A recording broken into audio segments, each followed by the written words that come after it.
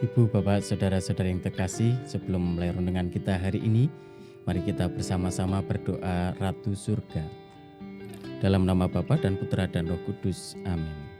Ratu Surga, bersukacitalah, haleluya, sebab ia yang sudi kau kandung, haleluya, telah bangkit seperti yang disabdakannya, haleluya.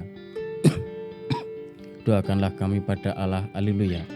Bersukacitalah dan bergembiralah perawan Maria, haleluya, sebab Tuhan sungguh telah bangkit, haleluya. Marilah berdoa. Ya Allah, Engkau telah menggembirakan dunia dengan kebangkitan Putramu, Tuhan kami Yesus Kristus. Kami mohon, perkenankanlah kami bersukacita dalam kehidupan kekal bersama bundanya perawan Maria. Demi Kristus, pengantara kami. Amin. Tuhan bersamamu dan bersama rohmu. Inilah Injil suci menurut Lukas. Dimuliakanlah Tuhan.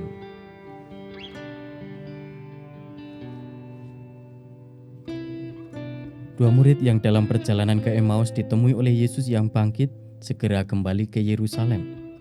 Mereka menceritakan kepada saudara-saudara apa yang telah terjadi di tengah jalan dan bagaimana mereka mengenali Yesus pada waktu ia memecah-mecahkan roti. Sementara mereka bercakap-cakap tentang hal itu, Yesus tiba-tiba berdiri di tengah-tengah mereka dan berkata, "Damai sejahtera bagi kamu." Mereka terkejut dan takut karena menyangka bahwa mereka melihat hantu.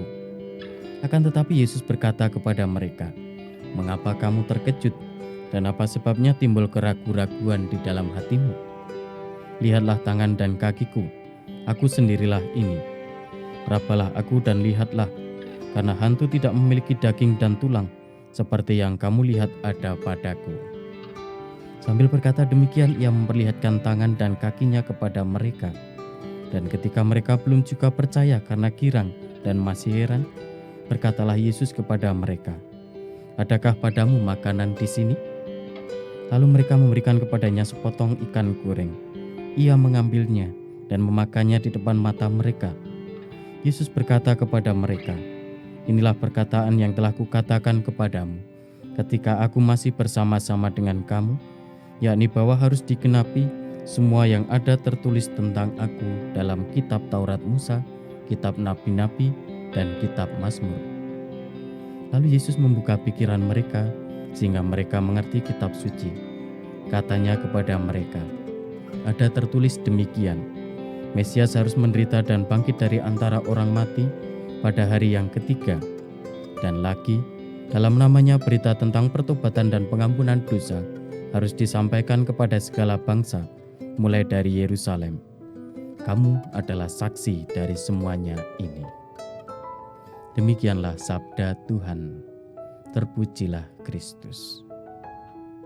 Ibu, Bapak, Saudara-saudari yang terkasih, hari ini bacaan Injil kita masih melanjutkan kisah yang dialami oleh para rasul yang setelah kemarin mereka mau kembali ke Emmaus, lalu berjumpa dengan Tuhan dan akhirnya mereka bergegas untuk kembali lagi ke Yerusalem bersama dengan para rasul yang lain.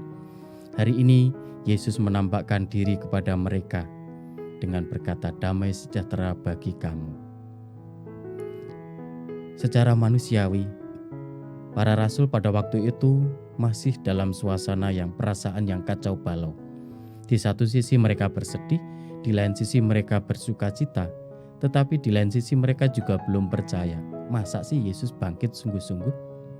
Maka Yesus tadi datang dan kemudian menampakkan kedua tangan dan kakinya.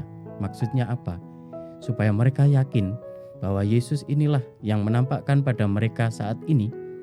Itu dialah pula lah yang disalibkan beberapa hari sebelumnya. Yesus menampakkan bekas paku pada kedua tangan dan kakinya supaya mereka percaya. Meskipun demikian, rupa-rupanya mereka masih terheran-heran dan belum bisa percaya. Sehingga akhirnya Yesus bertanya, "Adakah lauk pada kalian?" Yesus ingin membuktikan bahwa inilah aku, Yesus yang kemarin disalibkan dan mati dan kamu melihatnya. Dan sekarang aku sudah bangkit seperti yang diwartakan oleh para nabi sebelumnya. Yesus ingin meyakinkan para rasul bahwa Yesus sungguh-sungguh bangkit dari alam maut. Bapak, Ibu, saudara-saudari yang terkasih, apa yang bisa kita renungkan dalam bacaan Injil hari ini? kita semua diajak untuk satu hal sebenarnya dalam hidup kita. Kita tahu bahwa Tuhan itu begitu mencintai kita. Buktinya saya rasa saya tidak perlu menyebutkan, ada begitu banyak bukti bahwa Tuhan mencintai dan mengasihi kita masing-masing. Tetapi satu hal yang kemudian Ia minta kepada kita adalah percaya.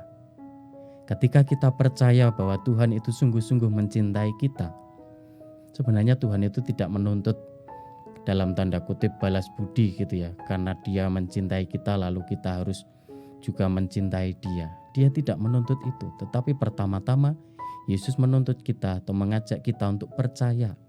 Karena ketika kita percaya, kita kemudian berserah kepadanya.